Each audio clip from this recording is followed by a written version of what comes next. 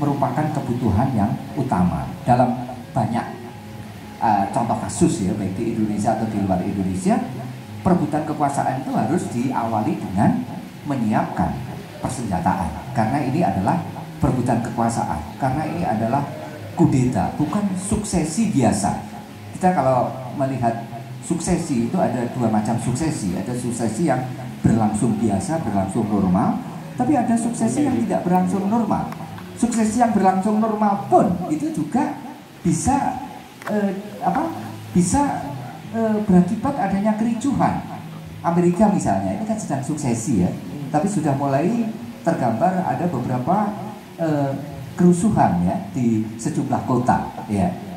Bisa-bisa ini kerusuhan ini kalau tidak bisa dikendalikan pada akhirnya bisa menjadi kerusuhan yang berdarah ya.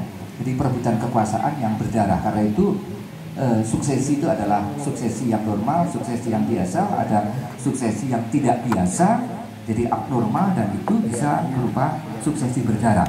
Nah, suksesi yang demikian itu membutuhkan senjata. Nah, oleh karena itu saya kira Angrot sebagai seorang tokoh pembebas membutuhkan itu, membutuhkan persenjataan itu. Sehingga apa yang digambarkan di Pararaton itu sebenarnya merupakan bentuk penyederhanaan yang simplisitis ya, mensimpelkan, mensederhanakan dari satu gerakan yang sebenarnya merupakan gerakan politik yang melibatkan banyak orang menjadi gerakan menjadi aktivitas yang lebih bersifat perorangan, personal ya, personal. Sepertinya antara orang dengan orang. Angrok menyingkirkan Tunggul Ametung gitu. Dan kalau kita kaitkan dengan keris Pugandring, maka untuk menyingkirkan itu hanya cukup satu senjata. Nah, tentu pergerakan politik ya, pembebasan semacam ini tidak cukup satu senjata. Mestinya ada puluhan, ada ratusan, bahkan ada ribuan senjata. Kalau kita melihat film-film kolosal menjelang perang, itu bengkel-bengkel persenjataan pasti merupakan tempat-tempat yang paling sibuk pada waktu itu untuk menyiapkan persenjataan, apakah itu pedang, apakah itu tombak, apakah itu perisai, apakah itu mata panah, atau persenjataan-persenjataan yang lain.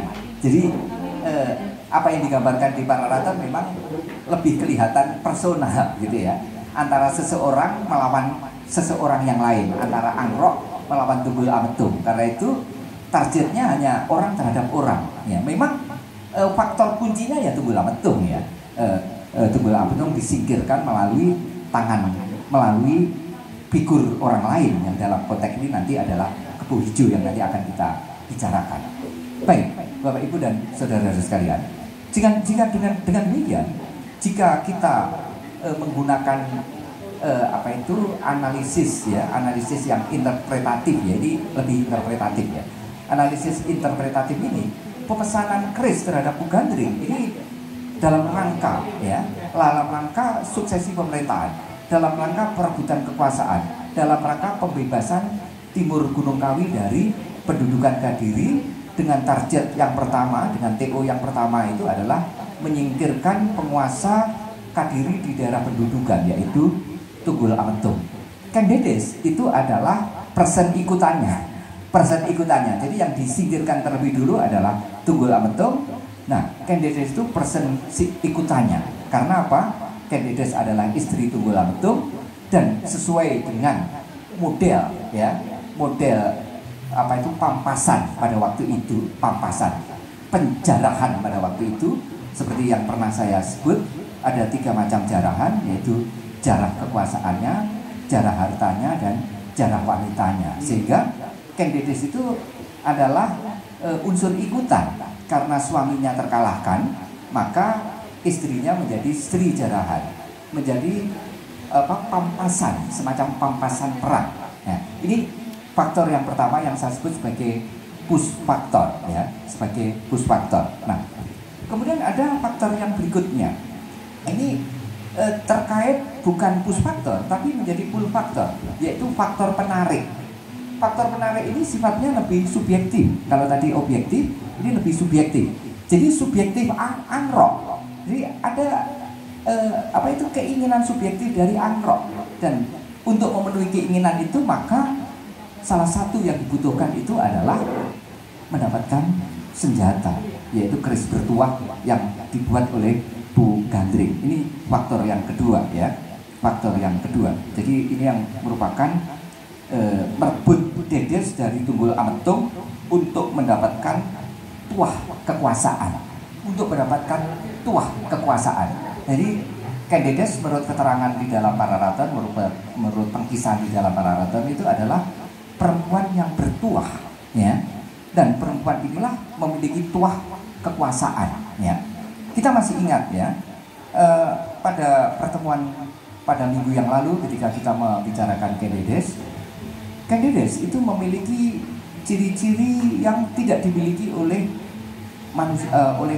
oleh orang lain, termasuk wanita yang lain, yaitu perempuan yang rahasia, yang kemaluannya, jadi sebutan lama untuk kemaluan itu bisa disebut dengan rahasia, yang rahasianya memancarkan sinar.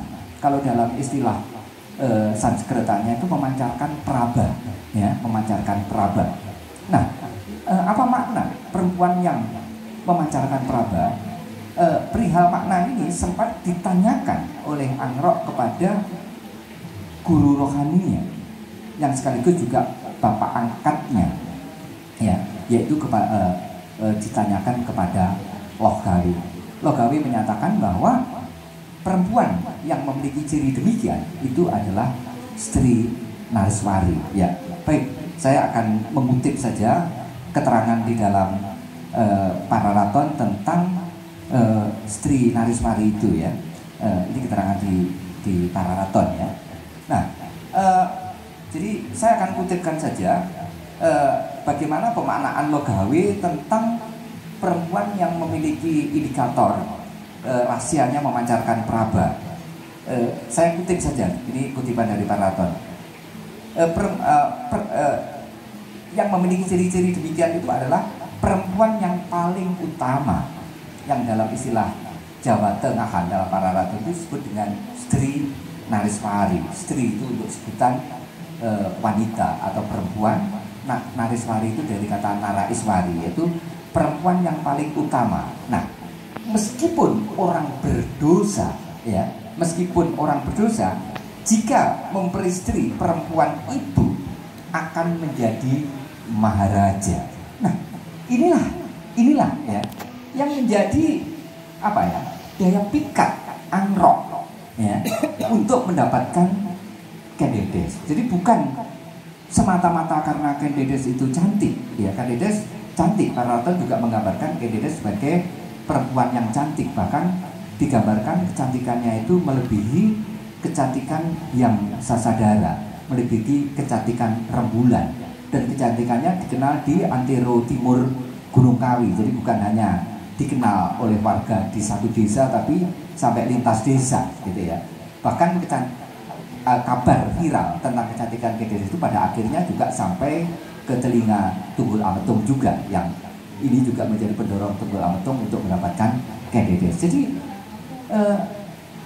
pernyataan jika memperistri perempuan itu, yang dimaksud itu adalah Ken Dedes dengan ciri-ciri itu akan menjadi maharaja. Nah, inilah yang saya sebut-sebut mengundang daya tarik Angrok ya untuk mendapatkan Ken Dedes. Karena dengan mendapatkan Ken Dedes, maka yang bersangkutan memperistri Ken Dedes, maka yang bersangkutan misalnya Angrok itu terbuka kemungkinan untuk menjadi maharaja.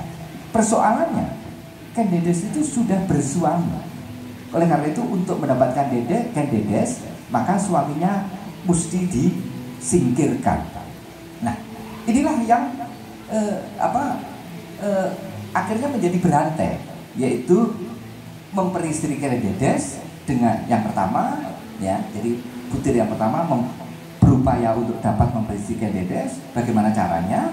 Yaitu menyingkirkan, menyernakan, atau dalam tanda petik membunuh suaminya, yaitu Tunggul Ametung. Nah, hal ini terungkap pada perkataan Angrok, ya, baik perkataan Angrok yang disampaikan kepada Logawe ataupun perkataan Angrok yang disampaikan kepada Bangun Samparan, ya. bangun samaran. Ini menarik perhatian kita ya. Jadi amrok itu atas dasar pull factor ini, faktor penarik ini